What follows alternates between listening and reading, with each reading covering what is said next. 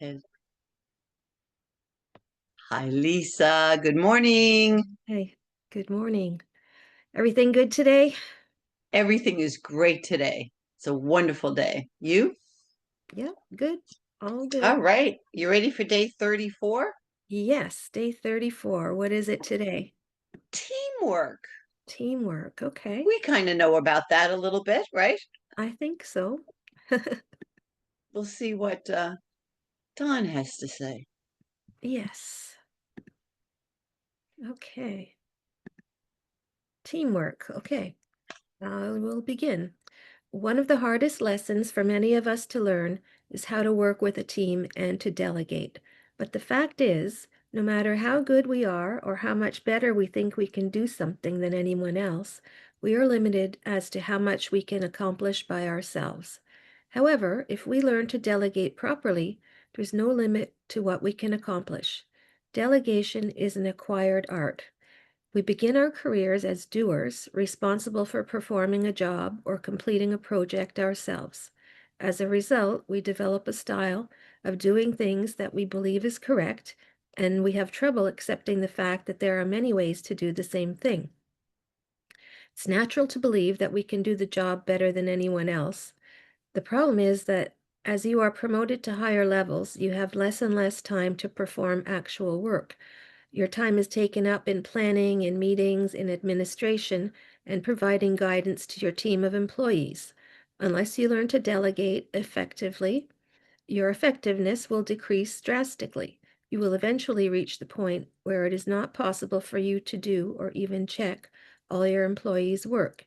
You have to hire good people, rely on them to do the job right, and create an atmosphere of mutual trust where they can feel free to come to you with problems, not for an answer, but for a discussion of the alternatives. Your wisdom and experience should be useful to them as a decision-making aid, not for making decisions itself. If you solve all of their problems for them, you deprive them of the opportunity to grow and mature as managers. Naturally, there will be questions of policy, large expenditures, and the like that require your approval as a manager. But if you encourage employees to come to you with recommendations rather than questions, you encourage them to think for themselves and you allocate your time better as well. If they have thought through the alternatives, you can reach a decision quickly and not waste your time exploring approaches to problems they should have developed. One manager I know always responds the same way when people come to him with problems. I'm not interested in your problems, he says. I'm interested in your solutions.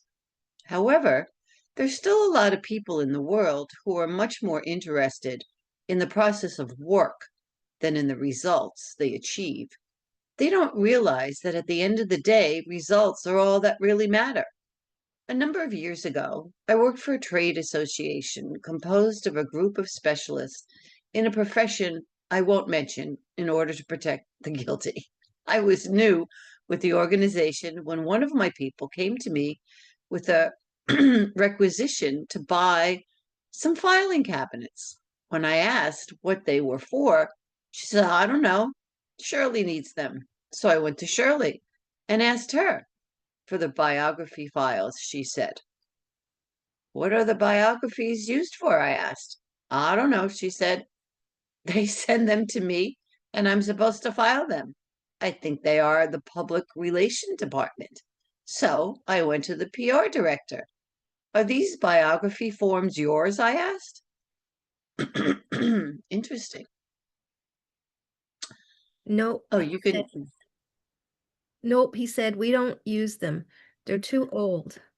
When we write a press release about one of our members, we always ask them for updated biography. I think the membership department handles them. So I went to see the membership director. Yep, she said, they're ours. What do you use them for? I asked. We don't, she said. The PR department uses them to write press releases about members. When I told her about my conversation with the PR director, she said, well, you better talk to Shirley. She handles those things. So I went back to see Shirley. Does anyone use these biographical forms? I asked. I couldn't say for sure, she said. I've only been here 5 years. As we were talking, the print shop manager strolled up to me to tell me that he couldn't print the rush job I had requested because there was a big job ahead of me. What is it? I asked. We're printing 20,000 biographical data forms for the new membership packets, he said. We were printing forms by the thousands, mailing them out to members who took the time to fill them out, put them in a postage paid envelope, and send them back. We opened the envelopes and sent them to Shirley, who filed them. Everyone on the team did exactly what they were instructed to do, but it didn't count for anything. We were making something nobody wanted. I'd venture to say this experience is repeated 1,000 times a day in America, wherever people care more about the process than the results. Wow, that was an interesting story. They were doing all of that. Nobody knew why. Yeah, Interesting. Okay, well, here's some positive action steps for today. all right. Find out how the job you do fits into the rest of the organization. Learn to delegate. Ask for recommendations instead of solving problems for your employees. Let them learn and grow. I like this one. Surround yourself with good people, and you will be more confident when it comes time to delegate. Interesting. Mm-hmm. All right. All right. Well, have a wonderful day delegating and enjoying Okay. your team. All right. You have a great day as well, and I'll see you again tomorrow. Okay. Bye bye. Okay, bye.